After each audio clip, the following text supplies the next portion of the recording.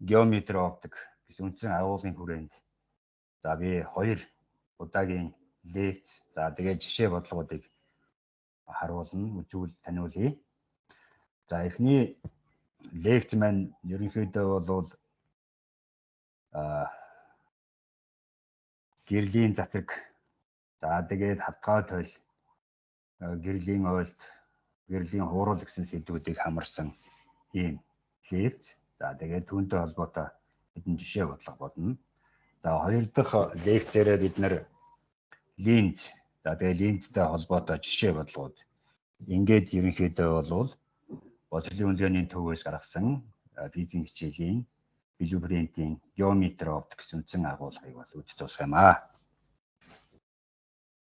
За гэрлийн цацраг гэсэн агуулгаас эхлэе ярий. За ер нь бол оптик маань гэрлийн дархалтыг судалдаг шинжил ухаан. Гэрлийн гэрэл гэхлээр бидний хамгийн түрүүн энэ үжигдэг гэрэл гэж ойлгох ёстой. Одоо үжигдэг гэрэл гэдэг маань бидний нүд хүлээн авч чаддаг. За ингээд давтамжийн нарийн засвар бүхий цаглаа сурам зөнд долгио юм аа.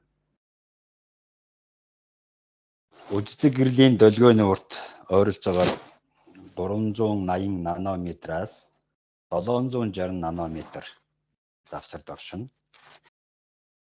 За гэрлийн дархалт, үжигдэг гэрлийн дархалт Максвеллийн электродинамикийн үүднээс авч үзэх юм бол бусад цахилгаан соромжон завсралын дархалттай нэгэн адил. Өөрөөр хэлэх юм бол радио долгион, инфраулан туяа, ультра ягаан туяа, рентген туяа, гамма завсралын дархалтаас огт ялгагдах зүйл байхгүй. Ийм учраас оптик нь электродинамикийн нэг хэсэг юм аа гэж хэлж болно. За хүн төрөлхтний амьдралд чухал үүрэг гүйцэтгэдэг оптик үзэгдлүүдийг эрт дээр үеэс судалж эхэлсэн байдаг.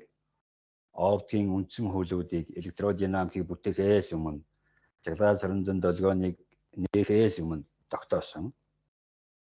За гэрлийн байгалийн үндсэн үүсгэгч нь бол нар юм. Иймд хүмүүс нарны цацрагийг ашиглаж олон тооны туршилт хийсэн байдаг. Эндээс оптикт гэрлийн цацраг гэдэг ойлголт бий болсон байдаг. За тодорхойлолсоор гэрлийн цацраг нь бол долгионы фронт дайрч өнгөрсөн цэгүүдийг холбосон. Тэгээд тэр долгионы фронтод перпендикуляр байх геометрийн шугам юм аа. Өөрөөр хэлэх юм бол гэрлийн цацраг нь долгионы бүлэг гадаргуунуудын ерөнхий перпендикуляр юм аа. Энэ гэрлийн цацрагийн чиглэл нь долгион тархах чиглэлтэй давхцсан.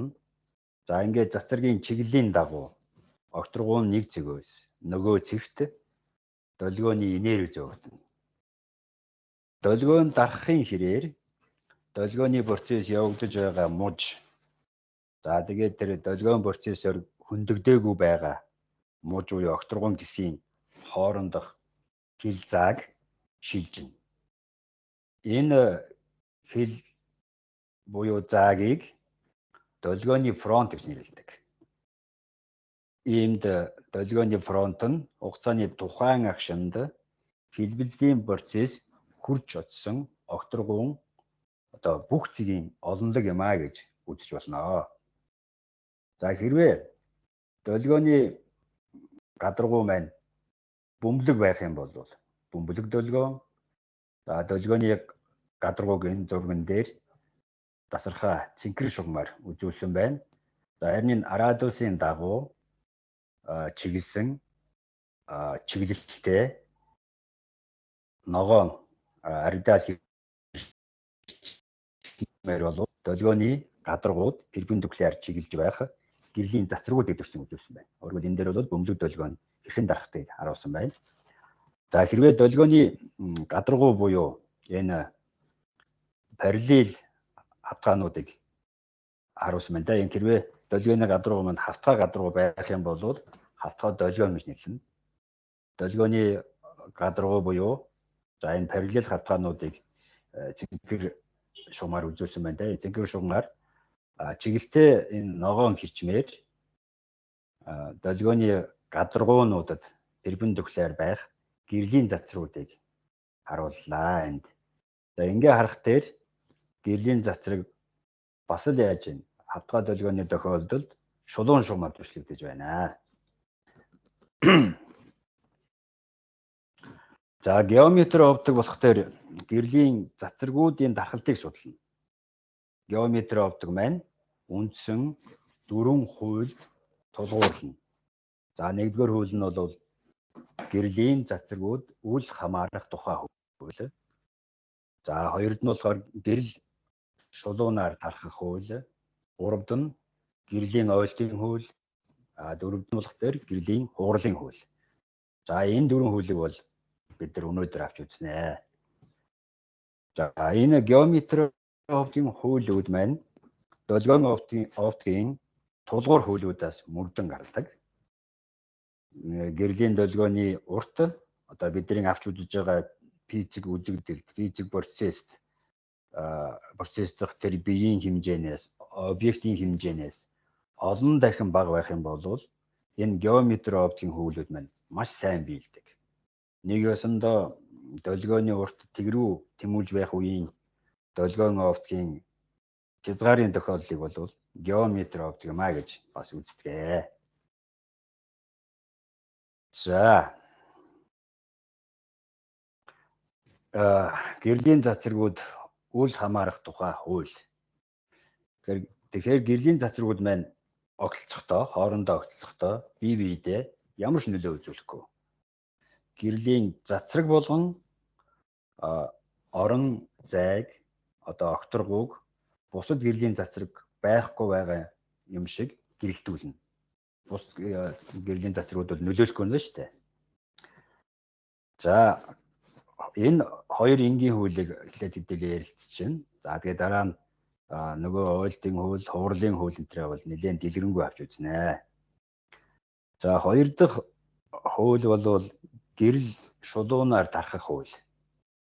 Тэгэхээр тунгалаг нэгэн төрлийн орчинд гэрлийн цацрагууд шулуун шугамаар түслэгдэнэ. Гэрлийн цацрагууд маань шулуун шугамаар түслэгдэнэ. Тэгээ тунгалаг орчин гэж үг хэлээд байгаа юм гэхтэр ер нь бол гэрэл дарахж чаддаг орчныг л тунгалаг орчин гэнэ. Гэрэл дарахж чадах орчныг бол тунгалаг орчин гэж нэрлэдэг. Орчны нэг зэгээс нөгөө зэгт тухайн орчны шин чанар үл өөрчлөгдөж байх юм бол нэгэн төрлийн орчин гэнэ. Тэгвэл орчны цэг бүр дээр шин чанар нь ижилхэн байх юм бол нэгэн төрлийн орчин гэж үзнэ. Тухайлбал одоо жигд халсан агаар байна. Холцгүй шил. Эдгээр нь бол тунгалаг.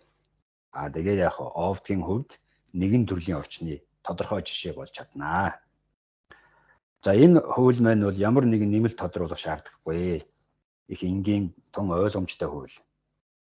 Энийг бол бид нар амьдрал ахуй дээр бол байгаль дээр ч гэсэн ажиллаж чадна. Жишээлбэл одоо үүлийг нэвтэрж байгаа нарны гэрлийн шулуун цацрагуудыг бид нар байгаль дээр ажиглаж болно. За ахуй амьдрал дээр гэх юм бол одоо тоос боссон өрөөнд тэр нэг цонхны гүшгийн завсраар ингээд нэвтэрж байгаа тэр нарны гэрлийн цацраг. Тэгэхээр гэрэл шулуун зархаж байгааг бол илтгэдэг, харуулдаг. За бас орчин дарахж байгаа гэх юм бол усан дотроос тэр усыг нэвтэрж байгаа нарны шулуун цацрагуудыг бас ажиглаж энэ гэрэл шулуунууд авч байгааг бол мэдэрч болно. За тэгэхээр хэрвээ орчны нэгэн төрлийн байдал алдагдах юм бол гэрэл шулуунаар дарах хууль маань биелэхээ болчихно. Гэрэл шулуунаар дарах хууль маань биелэхгүй. Жишээлбэл одоо хоёр тунгалаг орчны хэлсэн зааг дээр гэрлийн цацраг маань ойсон цацраг, за мөн хуурсан цацраг гэдэг хоёр хэсэг болж салдаг тийм ээ. Энэ орчны нэгэн төрлийн байдал алдагдсанаас болж ингэж байна. За өөр бас орчны оптик шин чанар одоо нэг зэгээс нөгөө зэг шилжихэд маань өөр байх юм бол гэрлийн цацрагийн явуулт маань шулуун байхаа болоод мөрийн гэрлийн цацрагийн явуулт маань мөрийнх нь. Жишээ нь одоо зэрэглээ байна. Зэрэглээ. Тэгэхээр энэ халсан газрын гадарга орчмын агаарын давхарга. За тэр түүнээс дээш орших агаарын давхаргуудаас их халсан байх учраас одоо өөр оптик шин чанартай болчихж байгаа. Үүний улмаас одоо энэ маань тол мэдийн үйлчлэлийг үзүүлдэг. Ингэсээр яг зэрэглээ бий болох нь шүү дээ. Энэ бол одоо гэрлийн цацраг явуулт маань мөрийж байгааг хэлтгэж байгаа тод байгалийн үзэгдэл юм аа. За ер нь бол бид бүгдээрээ мэднэ. Бие болгон бол сүүдэр гаргадаг тийм. Бие болгон сүүдэртэй байдаг. За тэгэхээр энэ зурган дээр гэрлийн цэгэн үүсгэгч. Өөрөөр бид нар тухайн физик нөхцөл байдалд авч үзэж байгаа биетэй харьцуулахад гэрэл үүсгэгчийн овор хэмжээ асар бага байх юм бол тэр гэрэл үүсгэгчийг бид цэгэн гэрэл, цэг мэт, геометрийн цэг мэт тийм овор хэмжээтэй үүсгэж юмаа гэж үзэж болно. Тэгэхээр S бол цэгэн гэрэл үүсгэж байх нь шүү дээ. За тэгээд энд улаан өнгөтэй гурвуулжин байна. Энэ маань тунгалаг биш бие. Тунгалаг биш. Гэрлийн хувьд бол тунгалаг биш бие. Тэгэхээр дэлгэц дээр энэ тунгалаг биш биеийн сүүдэр үүссэн байна. За энэ сүүдэр маань саарал өнгөтэй гурвуулжин хэлбэртэй тий. За энэ тэгэхээр гэрлийн цацрагуудын дарахж байгаа замд хэрвээ тунгалаг биш бие байх юм бол за тэр биеийн хажуугаар өнгөрч байгаа гэрлийн цацраг маань шулуун чигээр дарах нь, өөрөөр өмнөх чиглэлийнхаа дагуу дарах нь. За харин тэр бие дээр тусч байгаа гэрлийн цацраг бол биеийн дотгошоо нэвтэрч орохгүй тий. Биеийн дотгош нэвтрэхгүй учраас уг цацрагийн өмнөх чиглэлийн дагуух тэр дархалт маань ингээд зогсоно. Ингээд геометри шүүдэр үүснэ. Гэрэл шулуунаар дарахх учраас геометр сүүдрийн хэлбэр биеийн хүрээ байдлаар тод харж харагддаг. За энэ зургуудад жишээлбэл саарал гурвуулжин болвол энэ улаан гурвуулжинтай төсөөтэй. Тэгэхээр ийм геометри оптикийн сүүдрийн бодлогуудыг бодоход бол ихэвчлэн энэ гурвуулжны төсөө ашиглаж боддог. За одоо хэдүүлээ хамтдаа нэг жишээ авч үзье. За ийм жишээ байна. Жишээ 1. 0.9 м урттай босоо за энэ байна. Миний курсор харагдаж байгаа бах тий. За 0.9 м урттай босоо нарийн савааны сүүдэр 1.2 м урттай байна. За ингээд сүүдрийн дагуу А цэг рүү тий сүүдрийн дагуу 1 м зайд шилжүүлэхэд савааны сүүдрийн урт 1.5 м болсон. За тэгвэл гэрэлтүүлэгч маань ямар өндөр байрлах вэ? Өөрөөр чийдэн маань ямар өндөр байсан бэ? За ийм бодлого бодъё. Тэр ингэчээ. За савааныхаа уртыг жижиг аашаар тэмдэглэе. За чийдэн өөрөөр гэрэлтүүлэгч маань том ааш гэсэн өндөрт байна шалнаас. За тэгэхээр за яаж бодох вэ гэхээр за ингээ энэ чийдэнгийн байрлаж байгаа цэгийг Б цэгээр яг шалан дээрх перпендикуляр буулгаад шалан дээрх тэр огтлын цэгийн С цэгээр тэмдэглэжээ. За тэгээд энэ босоо савааны доод цэг нь Е, дээд цэг нь D. За босоо саваанаас гэрэлтүүлэгч хүртэлх энэ цэцэг хүртэлх хэвтэй чиглэлийн дагуух зайг X-ээр тэмдэглэж байна. За ингэх юм бол энд төсөөтэй 2 гурвалжин бий болж байна шүү дээ. A, D, E гэдэг энэ жижиг гурвалжин. Нөгөө нэг гурвалжин болохоор A, B, C гэсэн юм том жижиг хоёр дэвшинжит гурвалжин бий болж байна. За манай тохиолдолд энэ A, E бол сүүл дээр утгатай. L1 бодлоо нөхцөд өгөгдсөн L1 0.9 м гэдэг өгөгдсөн. Тэгэхээр энэ хоёр том жижиг хоёр гурвалжин төсөөтэй байх учраас өрлийн гурвалжин төсөөтэй байх чанаруудыг хадгалж байна шүү дээ. Тэгэхээр энэ хоёр гурвалжны хувьд бид төсөө өччихье. За жишээлбэл том гурвалжны CB тал өөрөөр хэлбэл том ааштай тий. Өөрөөр шалнаас шийдэн хүртэлх зай. За том гурвалжны CB талыг жижиг гурвалжны мөн харгалзах талтай харьцуулах юм бол өөрөөр хэлбэл ED гэсэн савааны өндөрт харьцуулсан харьцаа энэ хоёр төсөөтэй гурвалжны яг харгалзах талуудын харьцаатай тэнцүү байна. Тухайлбал AC том гурвалжны AC катетыг жижиг гурвалжны AE гэсэн катет харьцуулсан харьцаатай тэнцүү. За тэгэхээр AC гэдэг чинь сүүдрийн урттай нэмэх нь за шийдингээс саваа хүртэлх зай. X-ээр тэмдэглэж байгаа ш тэр чинь. Ингээ L1 дээр нэмэх нь X. Энэ чинь AC гэсэн үг. За L1 чинь нөгөө AE буюу сүүдрийн урт. За ингээд ийм байж эхлээд. За дараа нь одоо яасан бэ гэхээр нөгөө босоо савааг босоо чигээр нь гэрэлтүүлэгчээс холтоход одоо сүүдрийнхэн дагуу хэвтэй чиглэл D зайд шилжүүлсэн. Тэгэх юм бол одоо X дээр бид D-г нэмж өгнө шүү дээ. Гэрэлтүүлэгчээс холдсон D хэмжээд холдсон учраас EC чинь X дээр нэмэх нь D болчихно. За AC болох дээр сүүдрийн урт дээр нэмэх нь анхлээд байсан зай өөрөөр хэлбэл EC гэсэн байрлалд байсан те X зайд барьжсэн. Тэгээд D зайн шилжүүлсэн. Тэгэхээр AC гэсэн катет маань L2 дээр нэмэх нь X нэмэх нь D болно. Тэгээ бас л адилхан үүсэж байгаа энэ хоёр гурвалжууд төсөөтэй байна.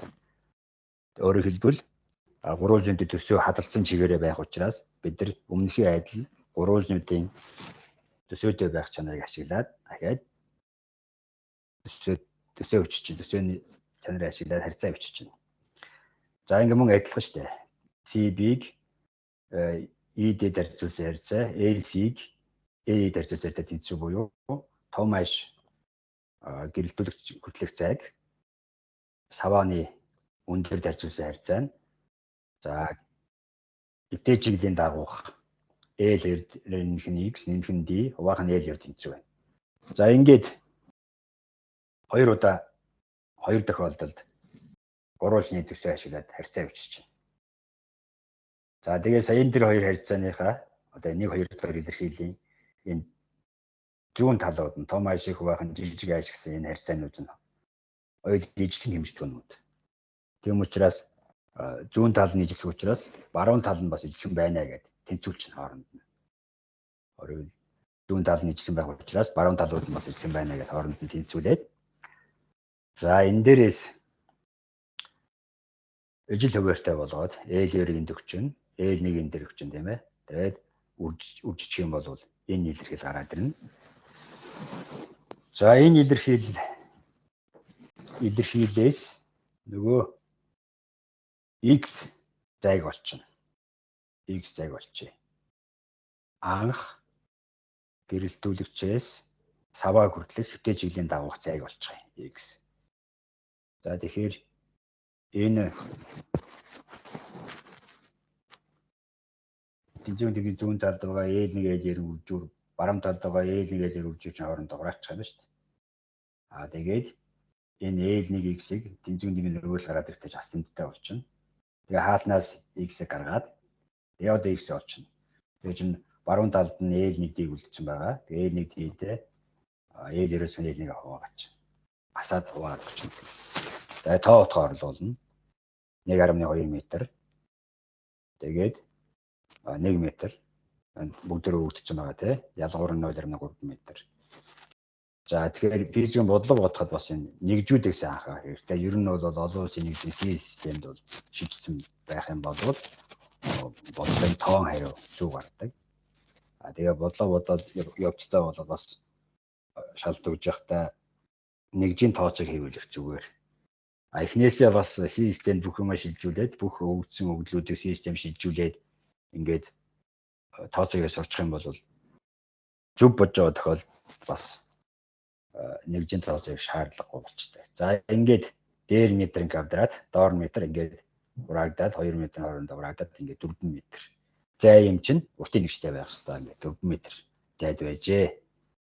За одоо бид нар ямар үндэрт байх вэ гэдгийг олохын тулд яах ёстой вэ гэхээр өмнө бичсэн энэ 1 2 гэсэн тохиолдолтой энэ хоёрын нэгэн дээр x-ийг орлуулаад ингээд бодоо олчихно. За ингээд харах юм бол нэг илэрхийл бол хоёр илэрхийл бол харах юм бол арай энгийн харагдаж байна. Тийм учраас одоо олсон x-ийг бид нар нэг илэрхийлэлээр орлуулад тэгээд том хашаа олчихно. За энд олсон байна.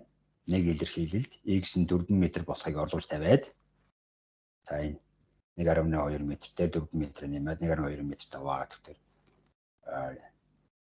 Дээр бас дээр 1.6 м, доор 1.2 м ингээ урагддаг дээр 13 байх нь гур болно. Урагдаад. Тэгэхээр физикийн хэмжээ түүнүүд бол зөвхөн ижил нэгжтэй байх үед нэмж хасч болдог. Ижил нэгжтэй юмс хооронд нэмж хасч болно. Ижилхэн хэмжээ түн байна шүү дээ. За эндээс ингээд том хашаач дээр чинь савааныхаа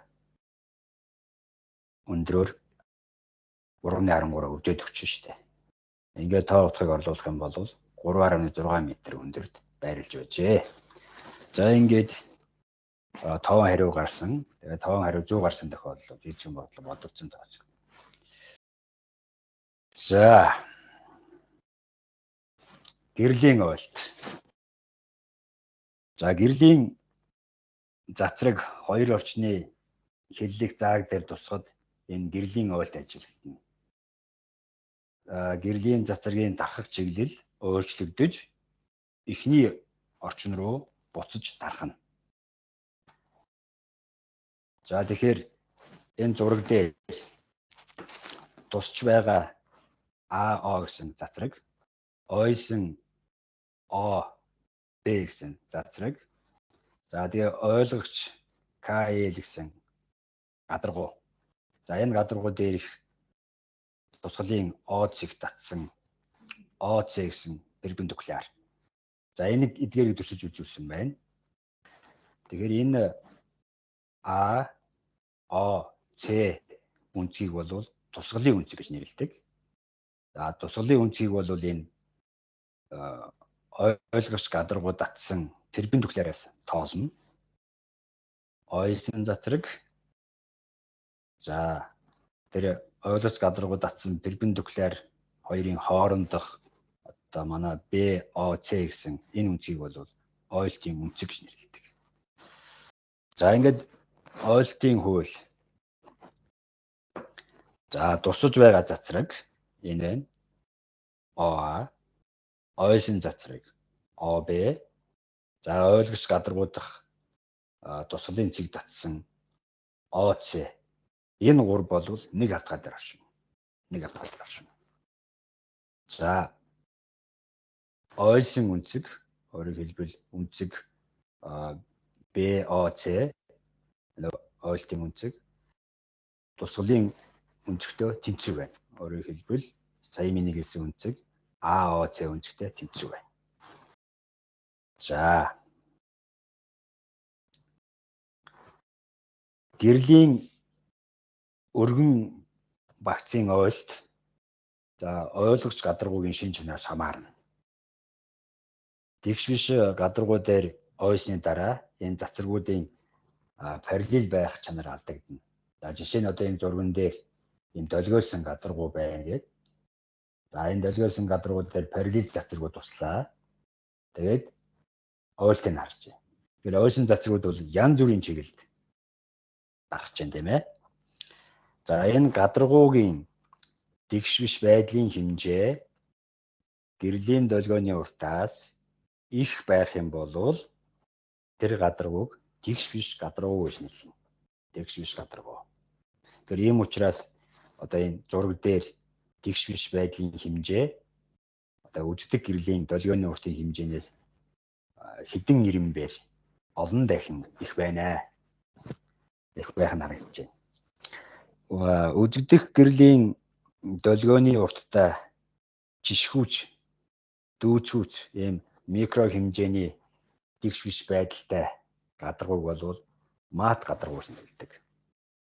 Тэгэхээр параллел гэрлийн багц энэ мат гадаргаас ойж сарнсан гэрэл болно.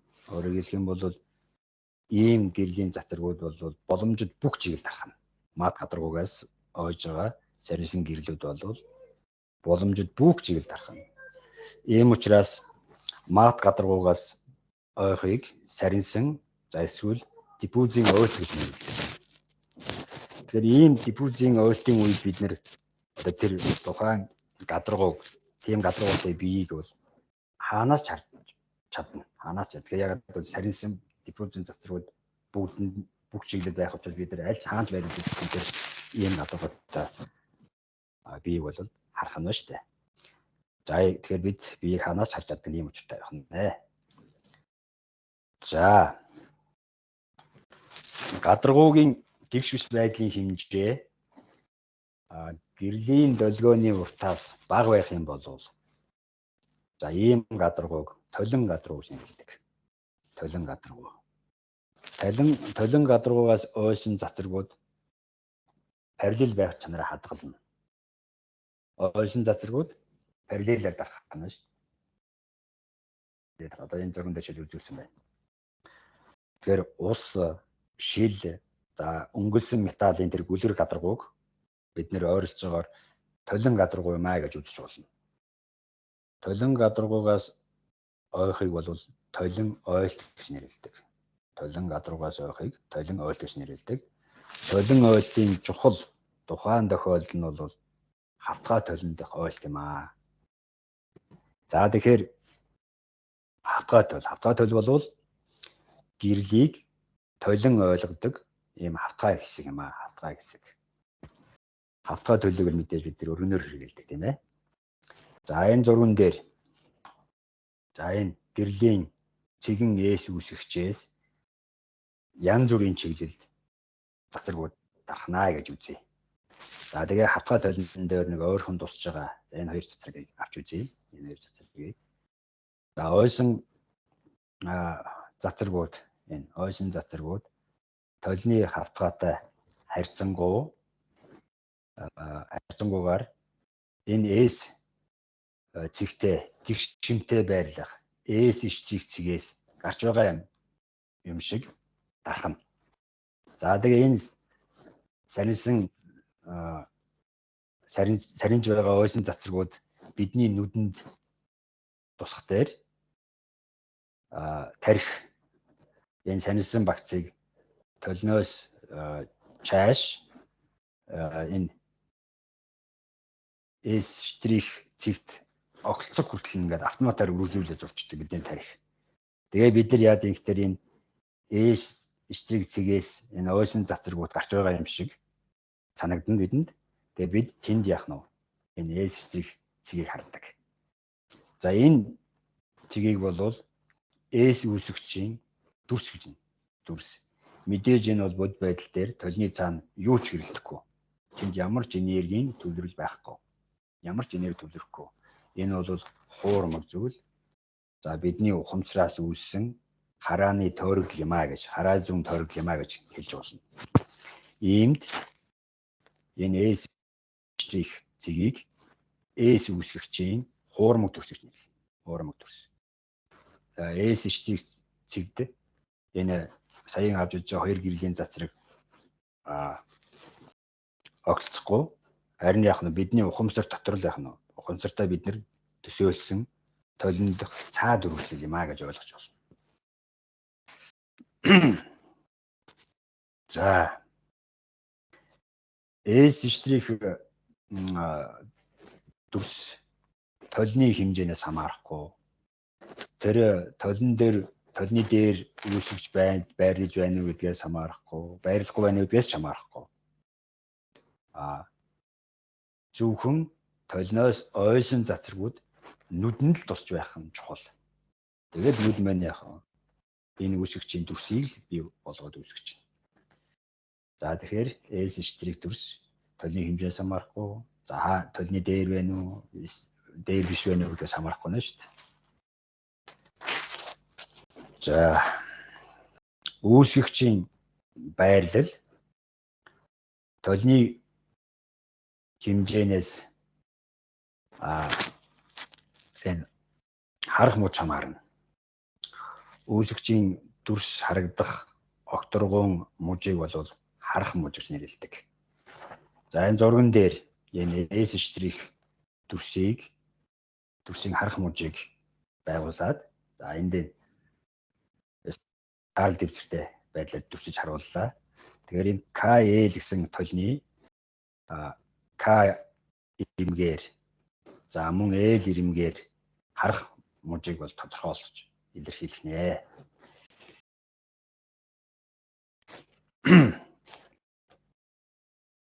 За тэгэхээр толинд хавтгай толинд яаж дүрс байгуулах вэ гэхээр тэр бие бид нар бол асар олон тооны цэгүүдээс тогтсон юмаа гэж үзнэ. Тэгээд биеийн цэг бүрийн дүрсийг хавтгай толинд саяын байдлаар байгуулна. За ингэж байгуулснаар тэр биеийн дүрс бол байгуулагдана. Цэгийн дүрс бол толтой харьцангуй тэгшинтэй байрлана. Тэгэхээр хавтгай толинд дэх биеийн дүрс мөн адил яг нь толны хавтгайтай харьцангуй тухайн биетэйгээ тэгшинтэйгээр байрлана. За одоо нэг бодлого жишээ бодлого авч үзье.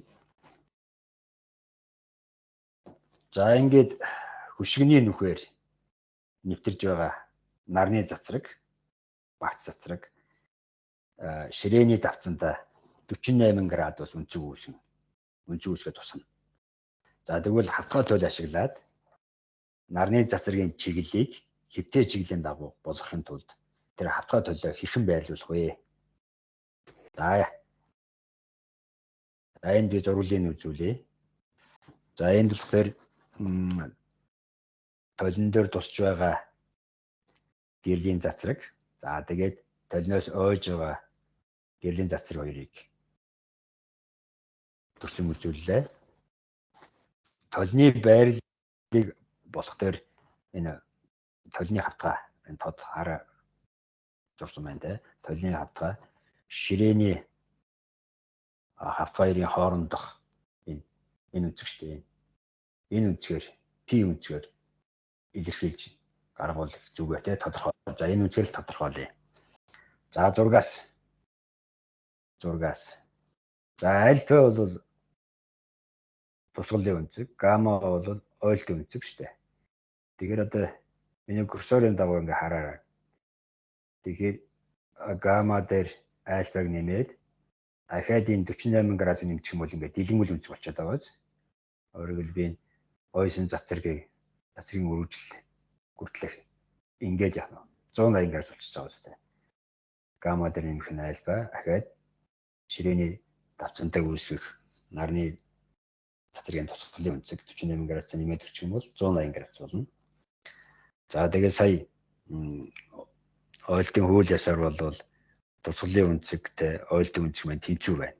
Өөрөөр хэлбэл альфа, гамма хоёр маань ижилхэн үнцэг учраас одоо гаммаг альфаг оронд гаммаг тавиад тэгээд гаммаг болчих болно шүү дээ. Энд 2 гамма болчихно.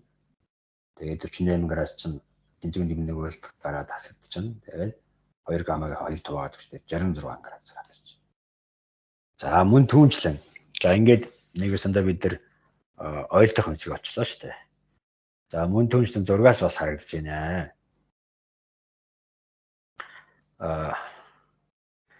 Нөгөө бид нар толны байрлалыг энэ пи үнцээр тодорхойлоод байгаа шүү дээ. Өөрөлдвөл толны хавтгай, ширээний хавтгай хоёрын хоорондох өнцгөр толныхоо байрлалыг тодорхойлж байгаа. Тэгээд толны байрлалыг тодорхойлж байгаа пи үнцэг дээр альба өнцөг нэмсэн нь бол 90 градус байх нь харагдаж байна. Ингээ 90 градус шүү дээ.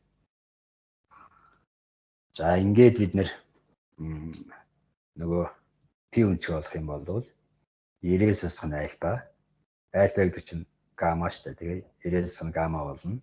Тэгээ дөрөв бид нар гаммаг тодорхойлсон чинь 66 гарсан. Ингээ 90-ээс 66-аас 24 градус байна.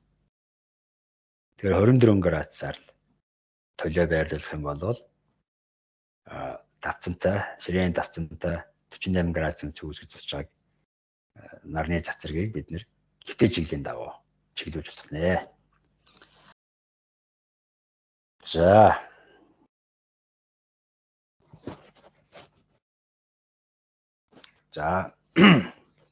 гэрлийн хугарал хоёр тунгалаг орчны хиллэх зааг дээр гэрлийн уйлтаас гадна гэрлийн хугарал бас ажиглагдана. Гэрэл өөр орчинд нэвтрэхэд түүний дарахад чиглэлээ өөрчлөгдөнө. Тэгэхээр гэрэл маань хоёр орчны хиллэх заагийн хавтгаад өнцөг үүсгэж буюу налуугаар тусахад гэрлийн цацрагийн хугарал явагдана. Гэрлийн цацраг. За энд бас тэр дотоод бүрэн ойлт хамаарахгүй шүү. За энийг дотоод бүрэн ойлт үүдээ тусна авч үзнэ. Харин гадаргууд ингээд перпендикуляраар нормалын дагуу гэрлийн цацраг тусах юм бол хугарал болохгүй. Хоёр дахь орчинд гэрлийн цацраг маань анхны чиглэлийнхаа дагуу тэгээд гадаргууд перпендикуляр чигээрэл дарахна гэсэн үг.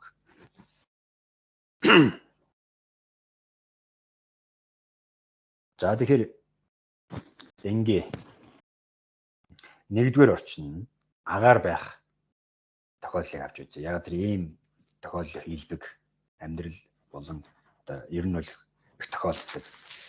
За тэгэхээр ийм тохиолдолд харгалзах угарлын хуулийг авч үзээд тэгээд дараа нь ингээд ерөнхий тохиолдолд томьёолж ингэж олъё. За тэгэхээр агаар дарахж байгаа гэрлийн цацраг одоо шил юм уу ус эсвэл тунгалаг орчны гадаргууд налуугаар тусна. Налуугаар тусна. За тэрийг тунгалаг орчин гэж нэрлэжээ те. Ингээ налуугаар тусгана шүү дээ. За орчин руу нэвтрэхэд цацраг хугарна. За тэгээ энэ цацраг явалтыг энэ зураг дээр төрсөн үзүүллээ. Энэ ОБ гэсэн цацраг бол хууршин цацраг гэж нэрлэж байгаа. За орчны гадруу дээрх тусгалын О цэгт татсан CD гэсэн энэ перпендикулярыг за бас нормалч гэж нэрлэдэг. За энийг ихлэ татчихна тийм ээ перпендикулярыг татчихна. За өмнөхийн адил бас энэ ОА цацрагийг бол тусаж байгаа цацраг. За энэ тусаж байгаа цацраг нормал хоёрын хоорондох альфа үнцгийг бол тусгалын үнцэг гэж нэрлэнэ. За ОБ цацрыг бол хугарсан цацраг гэж нэрлэнэ. Тэгээд гадаргуугийн нормал хугарсан цацраг хоёрын хоорондох бета үнцгийг бол хугарлын үнцэг гэж нэрлэнэ. За тунгалаг биш орчин болгоныг бол хугарлын илтгэж гэдэг хэмжигдэхүүнээр тодорхойлж болно. Тэр янз бүрийн орчны хугарлын илтгэгчийг бол туршлагаар олоод тогтоогоод ингээд лавлах, ном сурах бичигт ингээд хүслэгдлээд гаргацсан оруулсан байдаг шүү дээ. За жишээ нь одоо шилний хугарлын илтгэгч 1.6, усны хугарлын илтгэгч 133. Ерөнхийдөө бол ямар ч орчны хугарлын илтгэгч бол нэгээс их байдаг. Харин зөвхөн вакуумд бол хугарлын илтгэгч нэгтэй тэнцүү байна. За агаарын хугарлын илтгэгч бол 1 даслал тэг 3. Гэхдээ бодохдоо бид нар бол нэгтэй тэнцүүгээр үзэж болно. Яагаад гэвэл оптикт энэ агаар вакуум хоёр бол хоорондоо үл ялгагдах орчин юм а гэж үздэг учраас бид нар агаарын хугарлын илтгэгч бол вакуумтай адилхан нэгтэй тэнцүүгээд бодлого бодохтой хэрэглээ явж байна. Тэгж бодоход ойролцоо бодоход бол онцгийн том ялгаа гарахгүй. За одоо хугарлын хуулийг агаараас орчин руу шилжих тохиолдолд томьёолъё. За тэгэхээр тусаж байгаа цацраг, хугарсан цацраг, за тусгалын цэг татсан гадруугийн нармаал энэ гурван маань нэг хавтгай дээр оршино. Нэг хавтгай дээр оршино.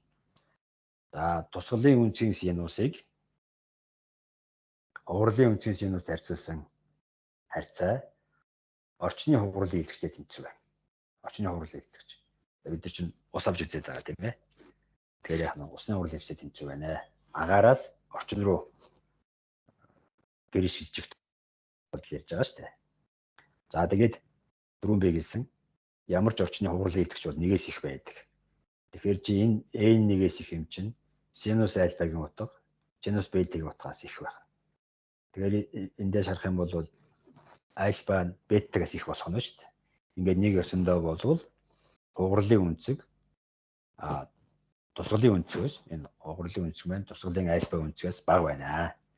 Ийм учраас агаараас орчинд гэрэл шилжихэд за хугарсны дараа цацраг маань нормал руу ойртож хазааж дарахнаа. За хугарлын илтгэгч тухайн орчинд гэрэл тархах хурдтай холбоотой байдаг. Тэгэхээр уг хурд вакуумд гэрэл тарах хурдаас ямагт бага байна. Ямагт бага байна. За тэгэхээр би хугарлын илтгэгч ингэж томьёолжлох нь шүү дээ. C бол вакуумд гэрэл тархах хурд. V маань тухайн орчинд гэрэл тархах хурд. Энэ хоёрын харьцаагаар тухайн орчны хугарлын илтгэгчийг тодорхойлогдно. Тэгэхээр би A-ийнхээ оронд гэрлийн хурдыг хуваах нь тухайн орчинд гэрэл тарах хурдыг урдтай харьцаагаар сольжиж болох нь шүү. Тэгэх юм бол хугарлын хууль маань тусгалын үнцгийн синусыг хугарлын үнцгийн синус харьцуулсан харьцаа нь C хуваах нь V. Тэгэхээр энд бас ингэж үзэж болж байна. Агаарын хугарлын илтгэгч нэгтэй ойролцоо байх учраас агаар дахь гэрлийн хурдыг вакуум дахь гэрлийн хурдтай ойролцоо гэж үзэж болно. Тэгэхээр энэ илэрхийлэл маань тусгалын үнцгийн синус ба хугарлын үнцгийн синусын харьцаа агаар дахь гэрлийн хурд ба орчин дахь гэрлийн хурдын харьцаатай тэнцүү байна гэж хэлж болох нэ. За одоо гэрлийн цацрагийн буцах явалтыг авч үзье. Өөрөөр хэлбэл орчноос агаар руу. Түрүүн бид нар чинь агаараас орчин руу байсан. Одоо тэгэхээр яах нь орчноос агаар руу шилжих үеийн за хугарлыг авч үзье. За үүнд бол ийм дараах зарчим бол хэрэг болно. За ямар зарчим бэ гэхээр гэрлийн цацрагуудын буцах зарчим. За цацрагийн траекторь цацраг шууд чиглэл дарахж гэнэ үү? Эсвэл буцах чиглэл дарахж гэнэ гэдгээс хамаарахгүй.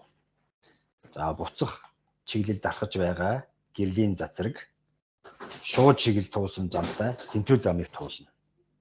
Буцах чиглэл дарахж байгаа гэрлийн цацраг маань шууд чиглэлдээ туулсан ямар зам туулсан яг тийм тэнцвэр замыг туулнаа. Тэгэхээр буцах чанарын зарчим ёсоор орчноос агаар руу цацраг шилжихдээ агаараас орчин руу шилжих үеийн траекторитой ижил ийм траекториор тархна. Агаараас орчин болон орчноос агаар руу шилжих үед тэр цацрагийн төрчилж байгаа цацрагийн зөвхөн чиглэл нь өөрчлөгдөнө.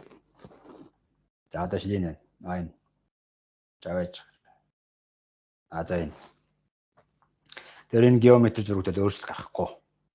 Тэгэхээр хугарлын нэг илэрхийлэл маань хэлбэр нь өөрчлөгдөхгүй. Одоо энэ агаараас орчноос агаар руу тий. За би өмнөх зургийг дахин харуулъя. За харж байгаарай. Өмнө нь байсан шүү дээ. Энэ урталт байгаа энэ. Зөвхөн энэ цацрын чиглэл өөрчлөгдөнө. За одоо энэ бол агаараас орчин руу. А-гаас О, О-гоос Б гэсэн чиглэлтэй байсан. За одоо орчин агаар гэсэн шилжилтийн үед. За одоохон энэ зөвхөн энэ ногоон гэрлийн цацрагийн чиглэл өөрчлөгдсөн байгаас одоо B-гээс O руу, O-гоос A руу болсон ба шүү дээ. Урд нь бол агаар орчин шилжилтийн үед бол A-гаас O, O-гоос B гэсэн бол. Тэгэхээр энэ геометр зураг бол ерөөсөө өөрчлөгдөхгүй. Хугарлын нөгөө түрүүний илэрхийлжсэн илэрхийллийн хэлбэрч гэсэн өөрчлөгдөхгүй. За тэгэхээр одоо бид нар бол хугарлын хуулийн ерөнхий тохиолдол авч үзэж болох нэ. За ингээд гэрлийн цацраг N1 гэдэг хугарлын илтгэжтэй 1 гэдэг орчноос N2 гэсэн хугарлын илтгэжтэй 2 гэсэн орчинд шилжсэн гээ. За тэгэхээр хугарлын илтгэж ихтэй орчныг бол оптын хувьд бол нэгт орчин гэж нэрлэдэг. Оптын хувьд бол нэгт орчин. Хугарлын илтгэж нь бага байх юм бол тэр орчныг бид нэр оптын хувьд сэрэг орчин гэж нэрлэнэ. Тэгэхээр оптын хувьд сэрэг орчноос нэгт орчинд шилжихэд гэрлийн цацраг хугарсны дараа нормал руугаа ойртож хур. Хазааж тархна. За энэ тохиолдолд одоо юм те N1 чинь 1-р орчны хугарлын илтгэж, N2 нь 2-р орчны хугарлын илтгэж, 2-р орчны хугарлын их байх юм бол тусгалын үнцэг хугарлын үнцгээс их байх. Тусгалын үнцэг хугарлын үнцгээс их байх. За харин одоо энэ нөгөө тохиолдолд нь харин оптын хувьд нэгт орчноос энд оптын хувьд 1 гэдэг орчин одоо энэ зурган дээр бол оптын хувьд нэгт орчноос сэрэг орчин руу шилжихдээ гэрлийн цацраг нормалаас холдож чадаа. Тэгэхээр 1-р орчны хугарлын илтгэж нь 2-р орчны хугарлын илтгэж их гэх юм бол энэ тохиолдолд тусгалын үнцэг хугарлын үнцгээс бага байна. Тэгэхээр энэ хоёр тохиолдол за та нарын хэлдгэр бол нэг томьёогоор өөрөөр хэлбэл дурын альва хоёр томлог орчны хувьд хүчинтэй байх хугарлын ерөнхий хуулиар илэрхийлэгдэнэ. За одоо томьёолоор хэлчих болох нь шүү дээ. За хоёр томлог орчны хугарлын хууль. Нэгэсэндээ хугарлын ерөнхий хууль яхана шүү дээ. За нэгд нь тусаж байгаа цацраг.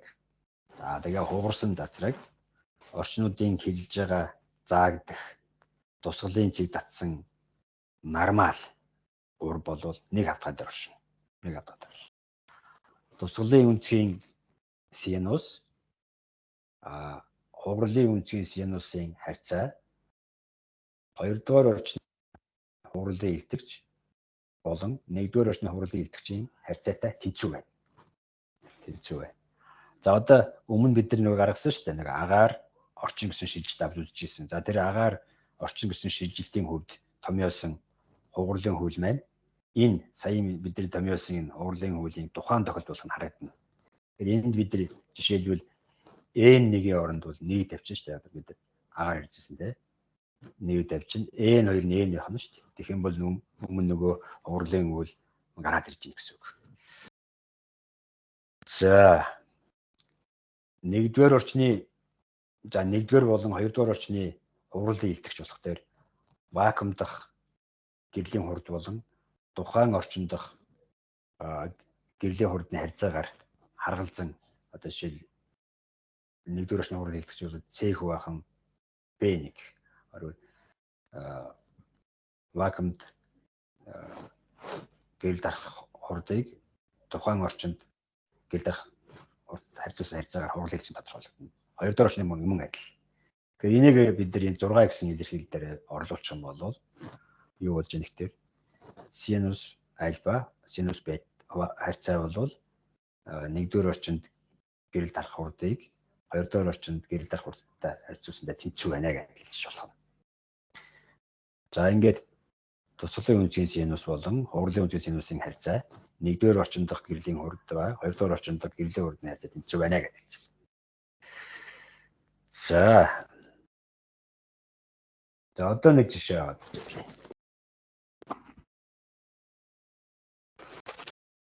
За энэ ойсон болон хугарсан цацрагуудын хооронд орвол BC гэсэн цацраг, BD гэсэн цацрагийн хоорондох өнцөг бол 90 градус байх бол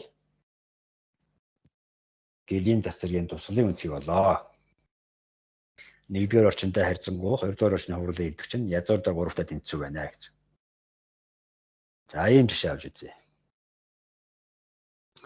За энэ зурагт хоёр орчны зааг энэ байна те. Хоёр орчны зааг дээр тусаж байгаа цацраг энэ ОБ гэдэг чинь туслын цэг шүү дээ. АБ гэсэн тусаж байгаа цацраг. За BC гэсэн ойсон цацраг. Тэгээд BD гэсэн уурсан цацрыг зурагт үзүүллээ. За тэгээд альфа бол тусгалын өнцөг, гамма бол ойлтын өнцөг, бета бол хурлын өнцөг байна. За зургаас хурлын бета өнцөг маань өнцөг болон ойлтын гамма өнцөг хоёрын нийлбэр 90 байна. Тэгэхээр ардаа энэ нормалтай хараа. Энэ нормалтай хуурсан өнцөг үүсгэж бета. Тэгээ ахаад энэ 90 градус. Ахаад гамма. Энэ гурван нийлбэр чинь 180-ад тэнцүү. Тэгэхээр би эндээс хурлын өнцөг, ойлтын өнцөгийн нийлбэрийг олчихно. Тэгэхээр 180-аас энэ 90-ийг асаад өгч шүү дээ. Тэгэхээр 90 гараад ирнэ гэсэн үг. Ингээ 90. За тэгээд ойлтын хуулиасаар тусгалын өнцөгтэй ойлтын өнцөг тэнцүү байна шүү дээ. За тэгээ ингээ өччих юм шүү дээ. Тусгалын өнцөг ойлтын бета өнцөг тэнцүү учраас альфа бетагийн нийлбэр 90 болчихно. Эндээс би бета өнцгөө олох юм бол 90-ээс хана альфа. За тэгээ хурлын хуулийг хэрэгжилчихнэ. Тусгалын өнцгийн синусыг хурлын өнцгийн синус харьцуулсан харьцаа орчны хурлын хэлтэй тэнцүү гэдэг. Хурлын хууль. За тэгээд энэ бетахийн оронд би 90-ээс хана альфа гэж тавьчихна. Энэ синус 90-ээс асгын альфа бол косинус альфа болно. Синус альфа косинус альфа тангас альфа болно шүү дээ. За энэ чинь хурлын хуулиасаар n-тэй тэнцүү. N чинь орчны хурлын хэлдэгч язгуур дор 3 гэдэг өгөгдсөн. Нэг өссөндөө ингээд тангас альфа тэнцүү язгуур дор 3. Эндээс альфа өнцөг болох юм бол тусгалын өнцөг болох юм бол арг тангас язгуур дор 3. За энэ бол 60 градус. Тэгээ 60 градусаар туссан байсан. 60 градус туссан байжээ. За ахаад жишээ аваад зэтгье.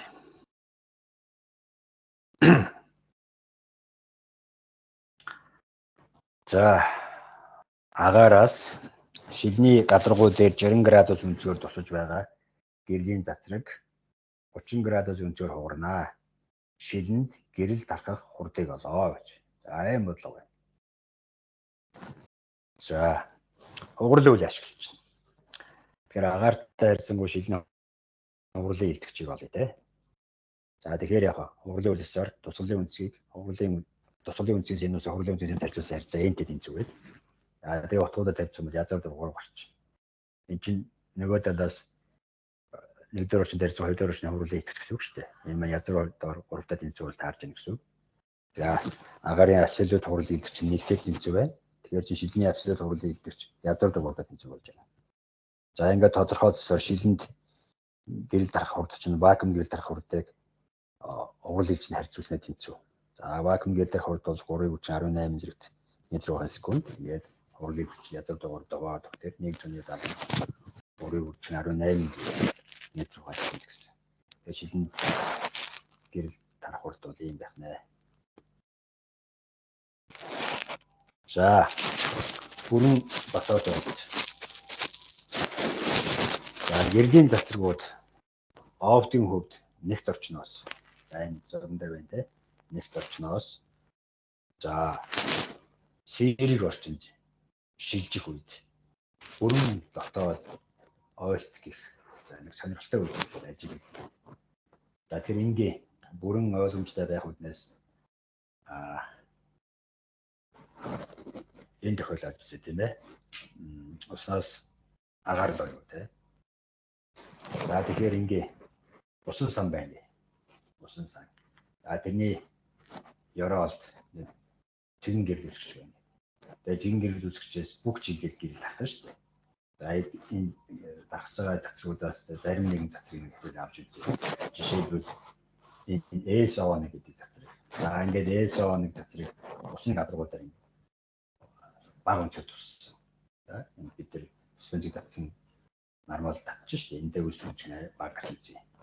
Тэгэхээр энэ цацрыг маань зарим хэсэг нь хуурна. Тэр нь болохоор O1, A1 гэдэг цацраг тийм.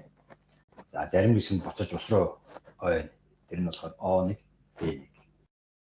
За ингээд тусаж байгаа цацрагийн энергийн нэг хэсэг нь уурсан цацраг. За үлдсэн хэсэг нь ойсон цацрагт шилжин дамжуулж. За одоо дахиад нэг арай их үнцөд тусч байгаа. Одоо энэ SO2 цацрыг аваад үзье. Өөрөөр туссан үнцгэр хана шүү дээ. Нормал төвс үнцгэр байх гэсэн. Тэгээ энэ цацраг бас л яах вэ? Уурсан цацраг, ойсон цацраг гэж. Тэр хамаардан. Гэхдээ энэ тусч байгаа цацрагийн энерги нь бол өөр байдлаар хуваарлагдана энэ хоёрт.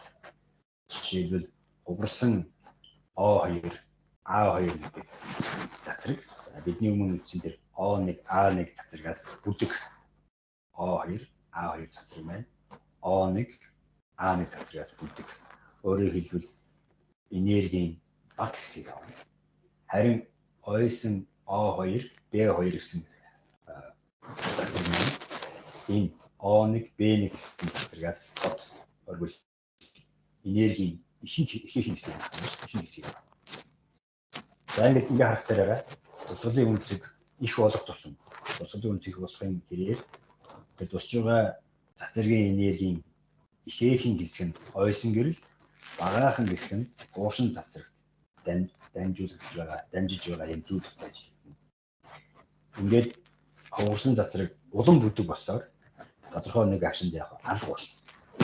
За ингээд уушин цацраг алга болох үе урлаг байна.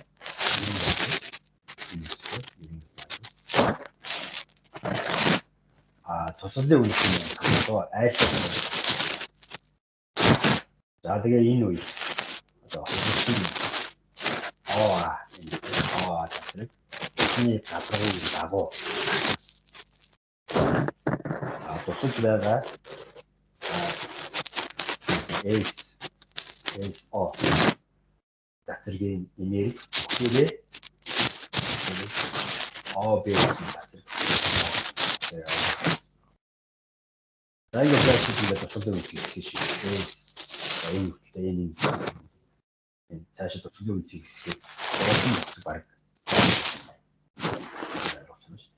За энэ хэрэгцээгээ тусгалын үнцгийг бол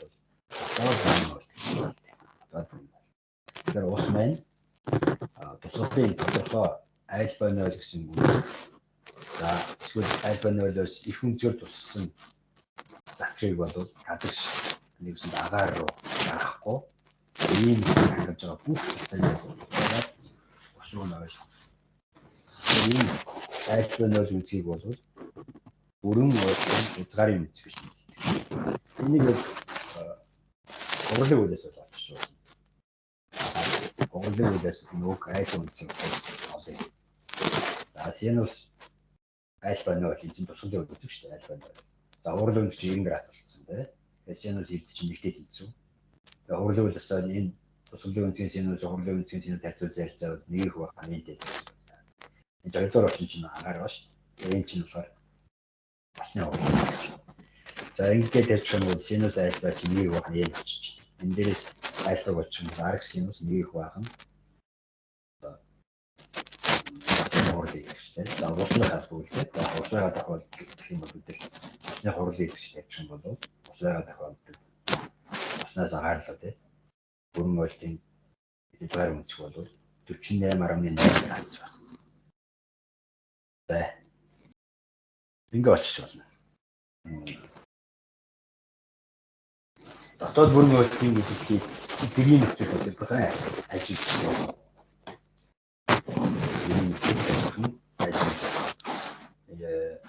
За ингээд шилэн аянд скан ч юм уу те. Ус хийгээд за тэрийг зүгээр хараа. Тэгээд тэр усны гадаргуу юусэн усны гадаргуу доороос нь шилээр мэдээ гарна шүү дээ. Тэгвэл тэр гадаргуугийн мөнгөлөг юм ялбаа хийж байна. Энийг яаж байгаа гэхээр нэг дотоод бүрэн үйлдэл улмаас тош шиг тийм харагдаж байгаа.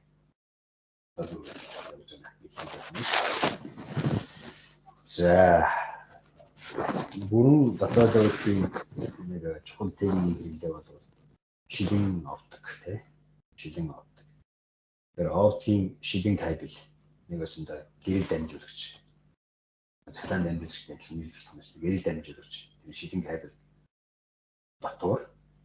дотор нь тэр шилэн кабелийнхаа хийлэгтэй бараг параллелаар тусгсан дотоорндээ тусгсан гэлийн цацрагууд гадаргууд их үнэхээр тусч. Тэгээд бүхлээрээ энергийн алдагдлуугаар кабелийн дотгошоо ботож байна. Ингээд олон удаа бол цацрагууд маань цаашаа дарахсаар их хол зайлшгүй энерги. Шилэн овдгийн харилцаа кабелийн зүйн сүлжээ интернеттэй өндөр холбоотой холбоотой. За ерөнхийдөө бол өнөөдрийн ярьсан юм дуусаа. За нэг хэдэн жишээ авч үзье. Эхлээд ийм жишээ байна. За усанд ингээд саунд усыг хий. Саунд усыгээд 10 см өндөр түвшинтэй болсон. За тэгээд тэр усын самныхаа ёроол гэрлийг үүсгэж байлаа. Тэгээд усан дээр яг гадаргуу дээр тэр дээд үсч яг чангалтай түн байдаг. Энэ л чанга дээр түн байрладаг. Энэ томлог биш. Дугуй ялц хүн. Дугуй ялц хүн. Тэний дугуй ялцын түн тэр усны ёроол байгаа чигэн гэрэл үсгч чанга дээр байх юм шүү дээ. За тэгээд агаар руу нэгч цацраг гарахгүй байхын тулд энэ дугуй ялцсан радиус хамгийн багадаа ямар байх шаардлагатай вэ? Ямар байх шаардлагатай вэ? За усны урал хэлбэл 130. За энэ урлагийг хамтдаа тий. За хэл зэрэг хөвгөл болж байна. Энийг хараад. Энийг хавчаад байгаа.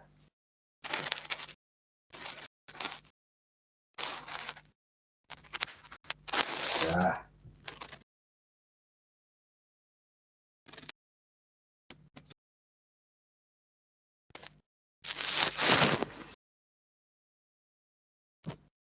За тэгэхээр нэгж цацраг агаар руу гарахгүй байхын тулд усны гадрал дээр за ялцаас гадагш ялцын гадна доороос нь одоо тусч байгаа бүх цацраг буцаад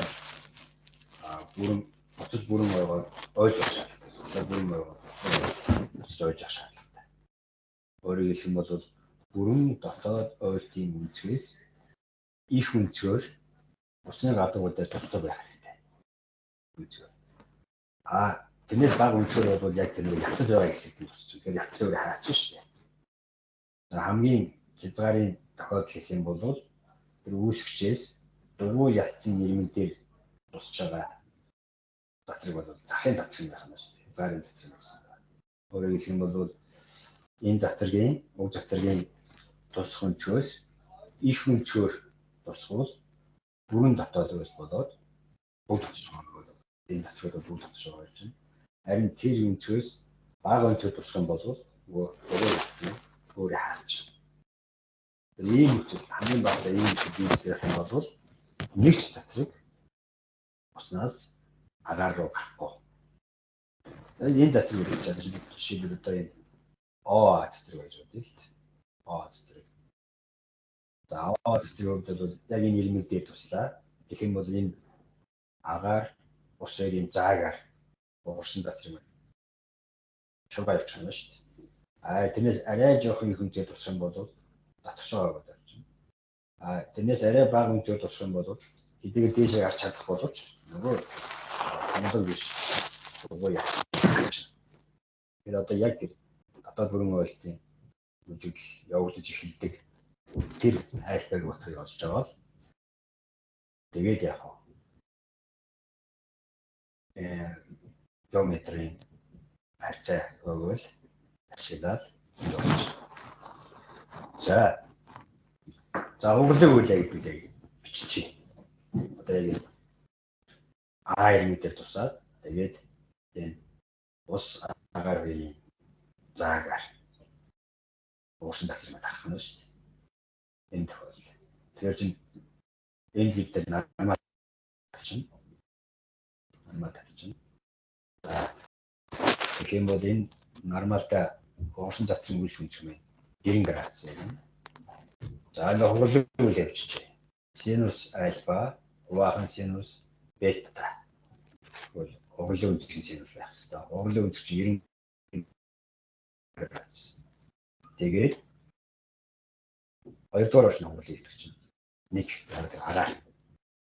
Нэгдүгээр орчны нэг усны хурлын итгэж чинь.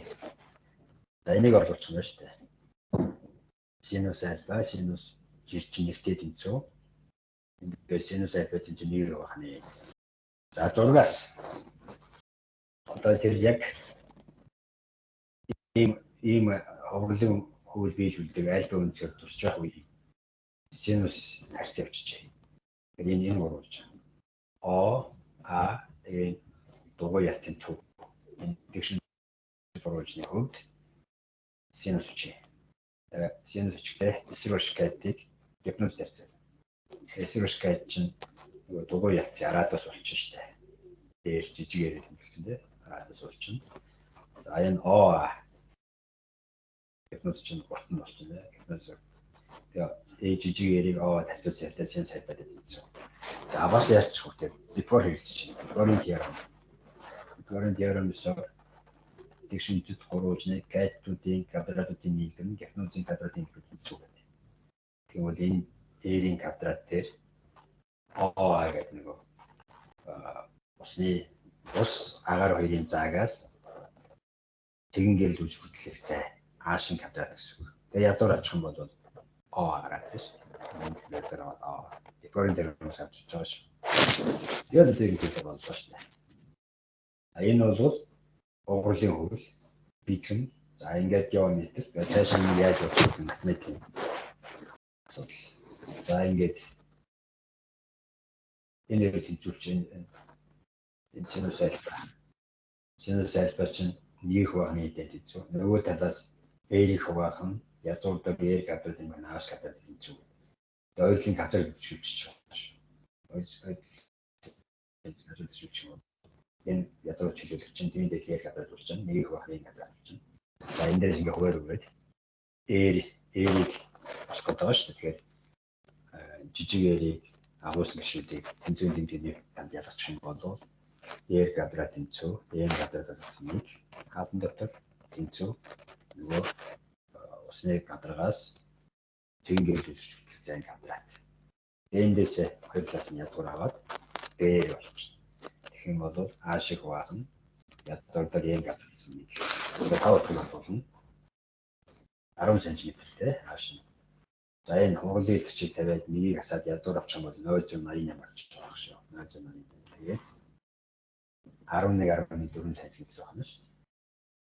Тэгэхээр яг 11.4 см радиустай хамгийн багтаа ийм радиустай дугуй ялцын төв доор 10 см зай гэрэл үүсгэж байх юм бол уснаас агаалуу нэг засрыг авч ирэхгүй. Юу гэрэл авч ирэхгүй нэ шүү. За ийм болов байна. За одоо нэг жишээ авч үзье. За тэгээд өнөөдөртөө захирлнаа гэвэл. За жоох уртууш жишээ авч үзье. За энэ 40 см диаметртай хатгай диск хэлбэрийн гэрэл үүсвч юм. AB. AB. Гэрэл үсгэгч. Диск хэвчтэй байна шүү дээ. За, дэлгэцээс 1 метр зайд оршин. 1 метр зайд оршин энэ диск байна. Диск хэлбэрийн гэрэл үсгэгч байна. Гэхдээ параллелээр оршин байна шүү дээ.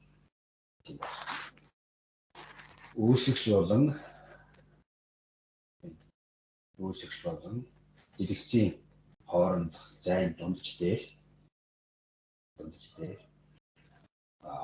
см диаметртай дугуй тэгээд томлог биш гэрэл үсгэгч байна. Томлог биш ялцыг байлгуулав. Тэгээд үүсгэгчийн төв энэтэй O2 юм биш. Үүсгэгчийн төв ялцын O2 хоёрыг дайрсан шүлөө дэлгэцийн хавтгаад хэлбэн түглээр. За тэгвэл дэлгэц дээрх дугуй ялцын бүрэн болон хагас сүүдрийн талбайг болгож. Бүрэн сүүдэр болон хагас сүүдрийн талбайг болгож. За ийм бодлого байна. За тэгвэл байж байгаа.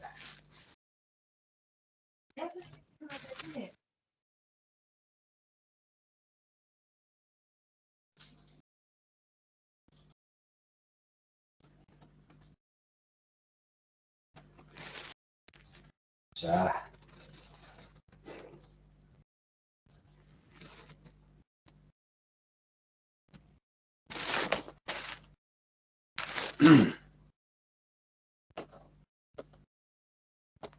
За бодлого тий. Дэлгэцээр бүтэн сүүдрийн зааг хэллээ. Үүсгэгчийн цахаас гарсан. Тэгээ ялцсан ирэнгийг дайрч өнгөрч байгаа. Тэгээ тэр нь маань нөгөө дэлгэцнээ тусч байгаа цацруудад тодорхойлдог. Өөрөөр хэлбэл энэ AC Сний цацраг нөгөө цацраг болох дээр VDE гэсэн. Энэ цацрагуудаар бүрэн сүүдрийн хэмжээ тодорхойлдог. Диаметр тодорхойлдог гэсэн. Би ингээд үзээд байна. Одоо энэ харлаад үзэх юм бол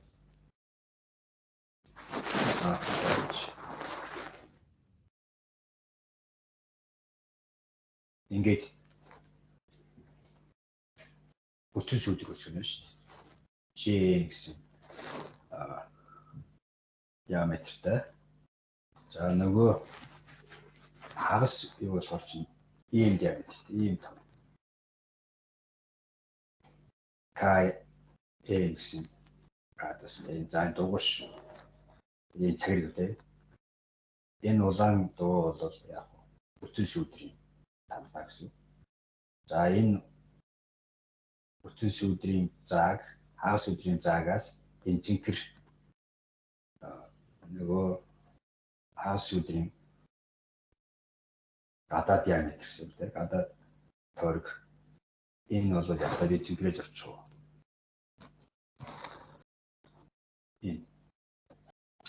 Энэ яг нь зөвхөн гэж тодруулж байгаа байдал шүү. Энэ бол хагас сүүдрийн талбай юм шиг энийг олсон гэсэн. Энэ улаан дугуй тушийн талбай гэсэн үг.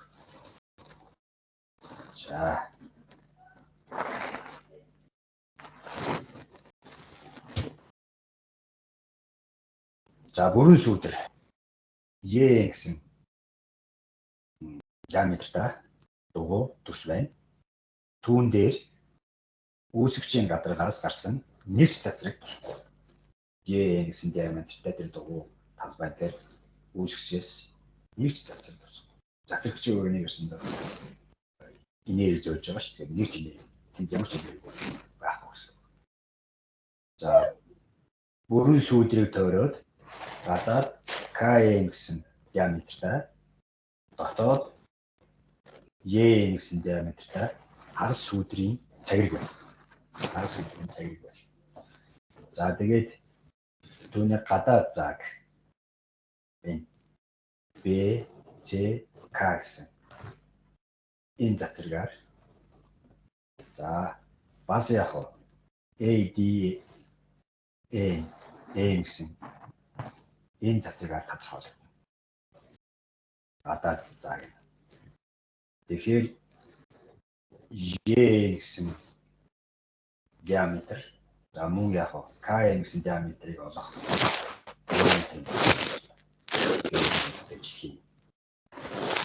За ингээ A C B гэж нэрээ ACB гэж нэрүүлж байна.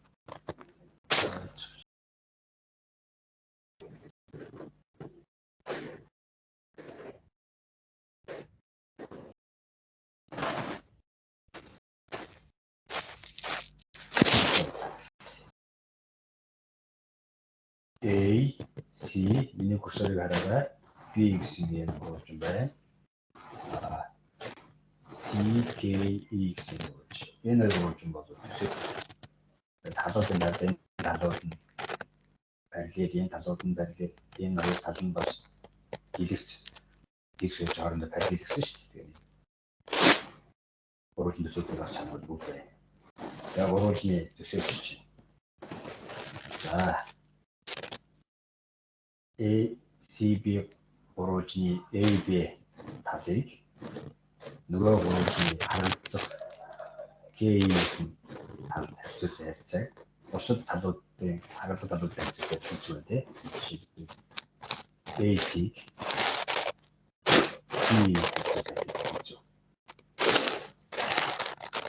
за тэгээд дахиад AC энэ гэртнүүд шүү дээ мөрөглөө. Энэ маань O2 O1 гэсэн хоёр төвийг холбосон. Энэ гэрчмтэй. O1 O гэсэн гэрчмтэй. CN гэж. Тэгээ бодлоо нөхцөлөөсөөр энэ дугуй ятс чинь яг диск дэлгэц хоёрын дунд байрлаж байгаа учраас нэгтэй байна шүү. Нэгтэй байна. Энэ дээрээс юу гарч иж нэгтэй энэ асуудрын гадаад дотоод диаметрийн хооронд зай бол AB гэж байна. Дискийн диаметр гэж байна. Тэгээд дискийн диаметр цаанаасаа үүсчин 40 см. Ингээд 1 м. За дараа нь одоо бид тэр нэрнгээ юу гэж тодорхойлж байгаа. Нөгөө O2, O1, O гэсэн чулуун чинь энэ дэлгэцэн перпендикуляр байна гэсэн шүү дээ. За тэгээ би энэ C-зэгээс диск руу перпендикуляр байхаар мөн дэлгэц рүү перпендикуляр байхаар PL гэсэн хоёр зэг рүү татаад энэ CL гэсэн шулуун татъя. Өөрөөр хэлбэл C-зэгийг дайруулаад O2 O гэсэн шулуунтай параллел байх PCL гэсэн шулуун татъя. За тэгэх юм бол за энэ сайн хараарай. ACP гэсэн энэ гурван жижигхэн гурван дээ. Нарийн гурван биш. Нөгөө гурван CRD гэсэн нарийн гурван хоёр төсөвч. За тэгээд яхаа төсөвч чинь PA энэ PA гэсэн талыг нь нөгөө гурван RA гэсэн тал харьцуулсан харьцаа PC CR харьцуулсан харьцаа гэдэг чинь. Тэгэхээр PC CR чинь хэвчээ шүү дээ хооронд ижлэх. Дунд нь байх гэсэн учраас. Дэнэ ярьсан нэгтэй тэнцүү. Энэ дээрээ захиад яаж юм гэхээр энэ зай RE гэдэг зай PA гэдэг зайтай тэнцүү гараад ирж байна. Нүүлээ захиад бид нар өөрөөр хэлбэл би ингэж олж байна. O2 A гэсэн нөгөө дискийн арадус гэсэн үг нэгсэн байна. Дискийн арадусаас O2 P буюу O2 P буюу энэ O1 C гэсэн үг шүү дээ. Энэ зайг асчих юм бол энэ PA гараад ирнэ. За тэгэхээр O2A гэдэг чинь болох DC-ийн диаметрийн хагас. O2P буюу O2P буюу O1C гэдэг чинь нөгөө дугуй ялцсан диаметр хагас шүү дээ. За тэгээд энэ 40 см, энэ 30 см хоёроо дуваагаад асчих юм бол 0.5 м гарах. За тэгэхээр OC1 гэдэг бол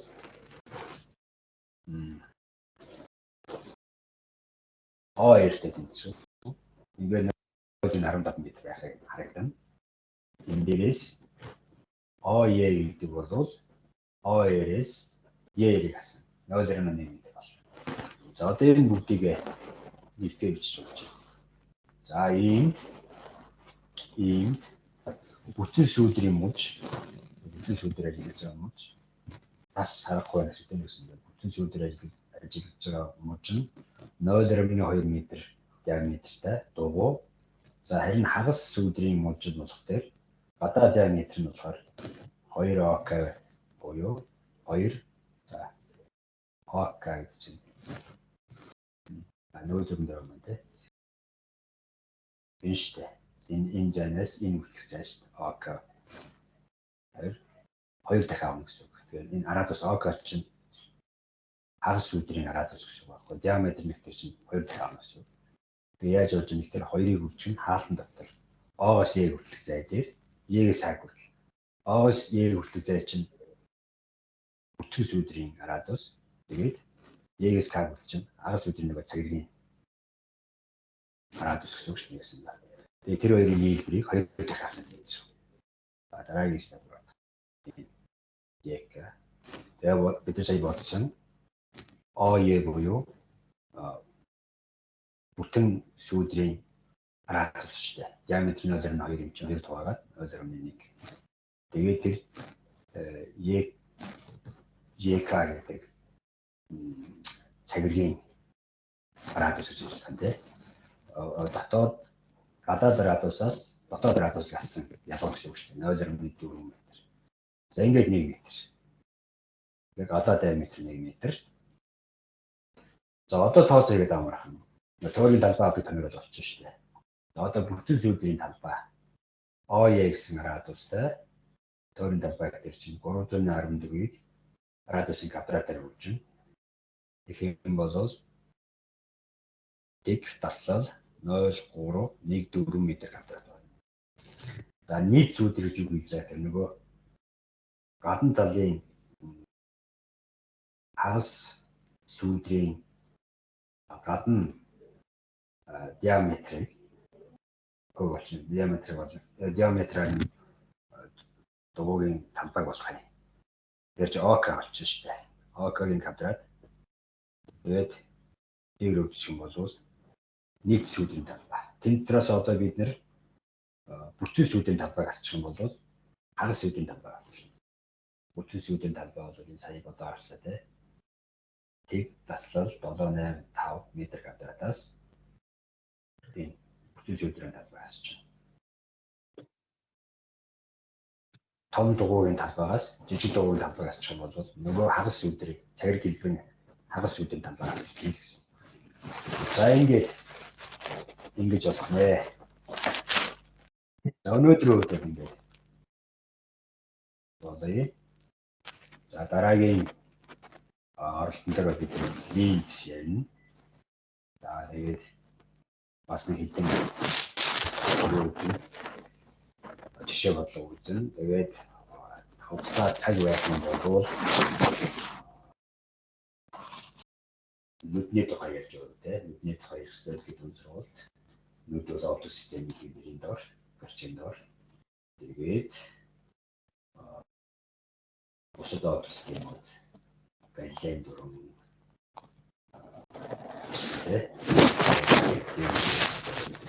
амжилт гэдэг юм ямар ч хэсэг гол тийм дээр линзэн төс байгуулах. За тэгээд чулуурс линзэн яаж төс байгуулдгийг, царнууд линзэн яаж төс байгуулдгийг ярив. Эмнэлэг төлөвлөх боломжтой эмнэлэг төлөвлөсөн хөнгөлөлт төлөвлөсөн. Полишийн одоо эстэж шалгуулсан. Эстэж шалгуулсан. Орж ирэх боломжтой хүнд өнзөртэй тийм асуудал саяын инфекц үүдсэн байгаа. Энийг агуулгад сайн үссэн. Тэр асуудал ямар асуудал шиг гэдэг мэдэхгүй шүү дээ. Тэр ирж болзошгүй асуултын хариу бол инжекцэн дотор байгаа. За ингээд өнөөдөр дуусгая гэсэн. За ингээд багшаа сонсож байна намайг. байна уу шүү. За баярлалаа. Өдрүүд ингээд дуусгая. За тэгье. За баяртай хүүхдүүдээ. Дараагийн 5 дахь өдөр 15 цаг. За геометри оптикийн сүүлчийн хэсгээр үзье. За баяртай.